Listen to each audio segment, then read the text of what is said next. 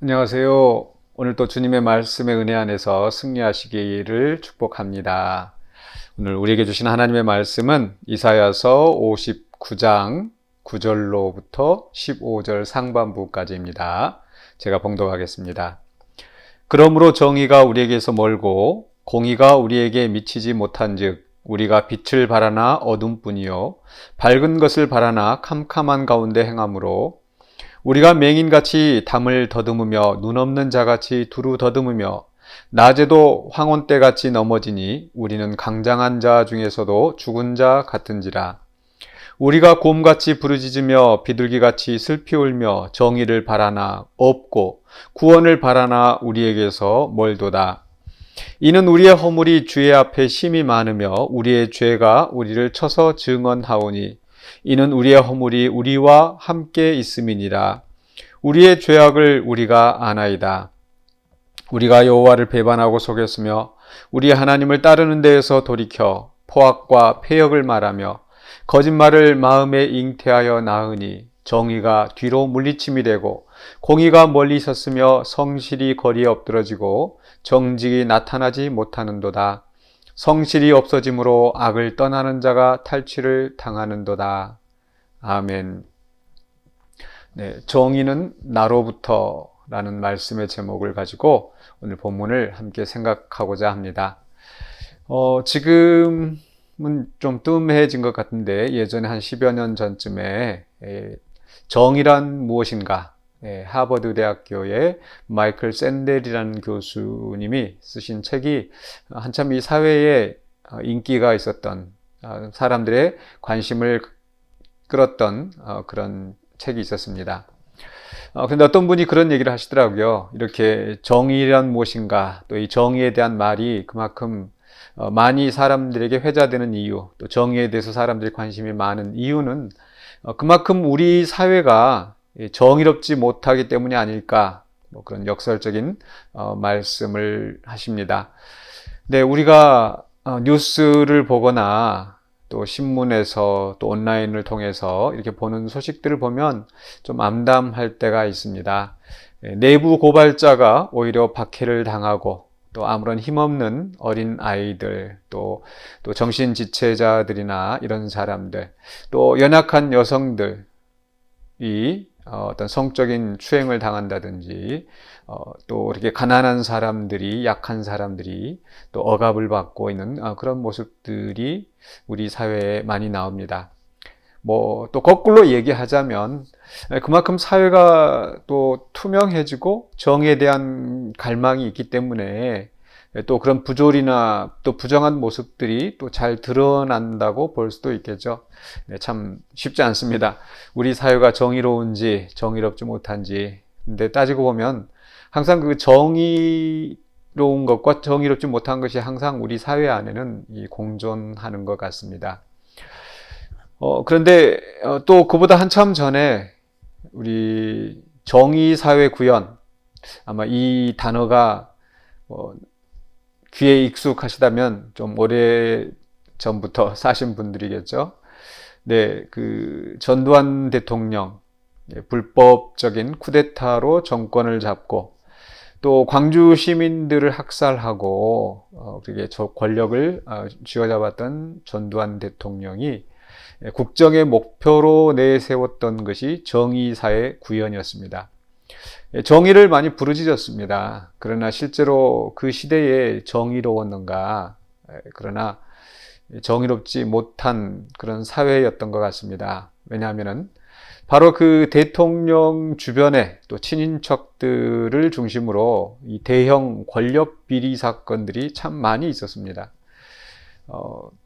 사람들 지금 많이 뭐 잊혀졌거나 또 알지 못하는 그런 사람일지도 모르겠습니다. 뭐 장영자 이철이 최대 금융 사기 사건, 약간 전두환 대통령 어떻게 친인척 관계 또 국회의원이었던 그 이철이 씨, 뭐 이런 사람들이 어떤 금융 사기로 엄청난 돈을 착복했었던 그런 일이 있었고요.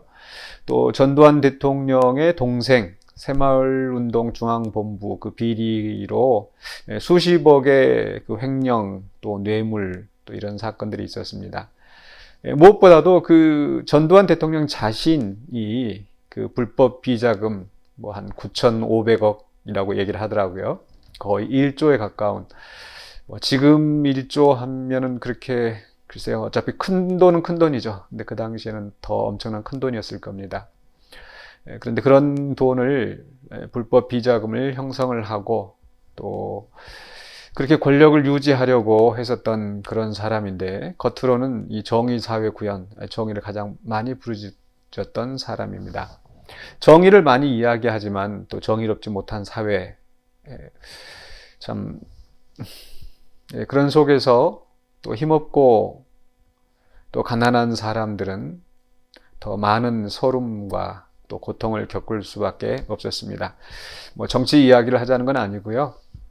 오늘 말씀 속에서 우리는 그 정의를 상당히 많이 이야기합니다. 9절에서 정의가 우리에게서 멀고 공의가 우리에게 미치지 못한즉 우리가 빛을 바라나 어둠뿐이요 밝은 것을 바라나 캄캄한 가운데 행함으로. 그래서 이게 정의를 부르짖지만은 정의를 찾고 있지만 정의가 없는 현실을 이야기합니다. 11절에 가서도 우리가 곰같이 부르짖으며 비둘기같이 슬피 울며 정의를 바라나 없고 구원을 바라나 우리에게서 멀도다. 네, 56장 1절부터 시작할 때 하나님이 원하시는 것은 이 정의와 공의라는 것을 말씀드렸습니다. 하나님께서 그 이스라엘 백성들에게 하나님의 법을 주시고 그 법을 따라서 또 하나님의 뜻을 따라서 정의와 공의를 이루어가는 것. 그것이 하나님께서 그 백성에게 바라시는 삶의 모습이었는데 그들에게는 정의가 없었습니다. 부르짖음과 또 온갖 억압이 있었는데 그들이 이스라엘 백성들이 바로 바벨론 심판을 겪고 나서도 여전히 그들은 또 정의롭지 못한 그런 사회 모습이었던 거죠. 그런 속에서 오늘 이 말씀의 저자는 우리에게 정의가 없다. 공의를 아무리 찾고 있지만 공의가 없다. 구원이 없다. 이렇게 절망적인 탄식을 합니다. 그런데 이러한 탄식을 하게 되는 이 비참한 그 현실의 이 비참함의 이유가 무엇인가? 바로 12절에 그 원인, 이유를 설명하는데요. 이는 우리의 허물이 주의 앞에 심히 많으며 우리의 죄가 우리를 쳐서 증언하오니 이는 우리의 허물이 우리와 함께 있음이니라. 우리의 죄악을 우리가 아나이다. 결국 우리의 죄와 우리의 허물 때문에 정의가 멀고 구원이 먼 그런 상태라는 거죠.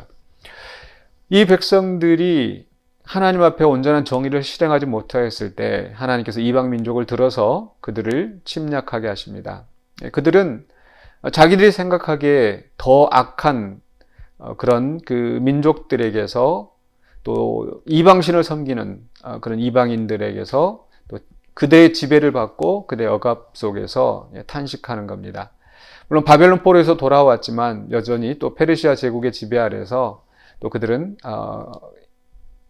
원수들의 또 공격을 받으면서 비참한 생활을 하는 겁니다. 그런 속에서 정의가 없다, 구원이 멀다 이렇게 탄식하는 거죠. 그런데 그 원인이 바로 스스로 정의와 공의를 따라 살지 않았기 때문이라는 겁니다. 다시 한번 13절에서 또 그러한 비슷한 말씀이 반복되어지는데 이제 13절에서는 그 죄악된 행동을 먼저 이야기합니다. 즉 13절에서 우리가 여호와를 배반하고 속였으며 우리 하나님을 따르는 데서 돌이켜 포악과 패역을 말하며 거짓말을 마음에 잉태하여 나으니 단순히 불의한 것이 아니라 인간과 인간 사이에서 수평적인 관계에서만 불의한 것이 아니라 그들의 근본적인 그 죄악된 삶의 원인은 수직적인 관계, 하나님을 멀리하고 하나님을 배반하고 하나님을 따르는 데서 돌이켰을 때, 즉 하나님의 말씀에 순종하지 아니하고 자기 욕심을 따라 살아가면서 그렇게 정의와 공의를 버리게 되는 겁니다. 그래서 포악과 패역을 말하며 거짓말을 마음에 잉태하고 다른 사람을 압제하고 억압하고 또 거짓말로 또 재판을 굽게 하고 또 이웃을 해를 끼치게 하고 이러한 죄악된 행위를 그들이 하였던 거죠. 그래서 그 결과 어떻게 됩니까? 14절 15절에서는 다시 그 정의와 공의가 없다라는 탄식으로 이어집니다. 정의가 뒤로 물리침이 되고 공의가 멀리 있었으며 성실이 거리 엎드러지고 정직이 나타나지 못하는도다. 성실이 없어짐으로 악을 떠나는 자가 탈취를 당하는도다. 공의와 진실, 성실이 없는 이 사회에서는 악을 떠나는 자, 즉 정의로운 자가, 선한 자가 오히려 희생을 당하는 그런 불행한 일들이 일어나게 된다. 바로 그러한 그 모순된 모습을 탄식하고 있는 겁니다. 그래서 9절부터 15절 상반부까지 그 정의와 구원이 멀리 있는, 아니 아무리 찾아도 있지 않는 그런 비참한 현실, 그러나 그 원인들이 바로 스스로의 죄악, 공의를 떠나고 하나님을 배반하고 하나님의 말씀을 따르지 않은 데서부터 시작되었다라는 거죠. 분명히 누구든지 남에게 대접을 받고자 하는 대로 또 남을 대접하라는 말씀이 있습니다. 우리가 정말 정의로운 사회를 원한다면 그것은 바로 나로부터 정의가 시작되어야 될 줄로 믿습니다. 물론 세상은 여전히 부조리하고 모순될 수 있습니다. 그러나 그 속에서 우리 하나님은 하나님의 신실한 백성이라고 한다면 바로 하나님의 뜻을 따라서 정의와 공의를 행하는 것, 그리고 그 작은 정의가 이제 주변에 선한 영향력을 끼치고 또 사회를 변화시키는 그런 원동력이 될 줄로 믿습니다. 그래서 남들이 다 그렇게 하니까 우리 그렇게 그럭저럭 타협하면서 적당히 거짓말하고 적당히 속이고 적당히 불의를 행하고 그런 것이 아니라 내가 조금 손해보더라도 사실은 손해가 아니죠. 내가 남들보다 더 이익을 얻지 못하고 남들보다 더 성공하지 못한다 하더라도 하나님이 기뻐하시는 일이 무엇인가? 바로 정의와 공의를 행하는 것. 바로 그 길을 따라 살아갈 때에 바로 이 사회의 작은 변화가 일어나게 되지 않을까 싶습니다. 그러나 이것을 행함에 있어서 우리가 또한 중요하게 기억해야 될 것은 바로 우리 자신이 그저 선한 행위를 하고 우리 힘으로 어떤 정의를 행하고 공의를, 의를 이루고 그럴 수 없다라는 거죠. 그 정의는 나로부터 시작돼야 되는데 바로 그 시작점이 어딘가? 바로 12절에 있는 것처럼 하나님 앞에 우리의 죄를 자복하는 겁니다. 우리의 허물이 주의 앞에 심히 많으며 우리의 죄가 우리를 쳐서 증언한다. 바로 하나님 앞에서 죄를 고백하는 겁니다. 그러면서 우리의 죄악을 우리가 아나이다.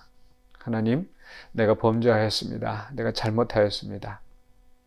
13절에 있는 말씀처럼 우리가 여호와를 배반하고 속였습니다. 사람만 속인 것이 아니라 하나님을 속였습니다. 또 내가 하나님을 따른 데서 돌이켜 포악과 폐역을 말하며 거짓말을 말했습니다. 이렇게 하나님 앞에 나의 죄를 고백하고 하나님과 나와의 수직적인 관계가 회복되어질 때 비로소 온전한 수평적인 정의와 공의를 이룰 수 있다는 거죠. 그래서 우리가 그런 하나님과의 관계에서 정의와 공의를 바로 세워가면서 또 이웃과의 관계에서 정의를 행할 때에 우리를 통하여서 하나님께서 정의로운 하나님의 나라의 의를 이루어 가실 줄로 믿습니다. 그렇기 때문에 어떤 세상의 권력자들이 입으로만 정의를 외치고 또 자신은 그 비리를 행하는 그러한 모습을 따라가지 아니하고 친히 아무 죄가 없지만 또 하나님의 의를 이루기 위하여서 이 땅에서 또 희생을 당하시고 또 하나님의 뜻을 우리에게 보여주신 예수 그리스도를 본받아서 우리도 각자의 삶의 현장에서 또 비록 작은 모습, 작은 영향력이 작을지라도 그 속에서 우리의 선한 빛을 드러내고 하나님의 영광을 나타내는 그런 삶을 살아가시는 저와 여러분이 되시기를 주의 이름으로 축원합니다. 기도하겠습니다.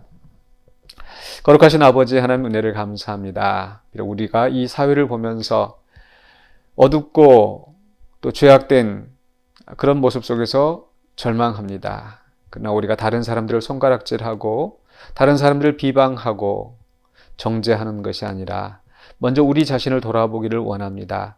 하나님이 우리에게 원하시는 삶의 모습을 우리가 이루어 나가기에 너무나 부족합니다. 그러나 우리를 구원하시고 또 우리를 의롭다 하신 하나님의 은혜를 다시 한번 생각하면서 이 땅에서 우리가 빛과 소금으로서 정의와 공의를 이루는 신실한 백성이 되기를 원합니다. 그리하여 나로부터 시작되어지는 이 정의가 또 주변을 변화시키고 또 이 땅을 변화시켜 하나님께 영광을 돌리는 우리 모두가 될 수 있도록 도와주시옵소서. 예수 그리스도 이름으로 기도하옵나이다. 아멘.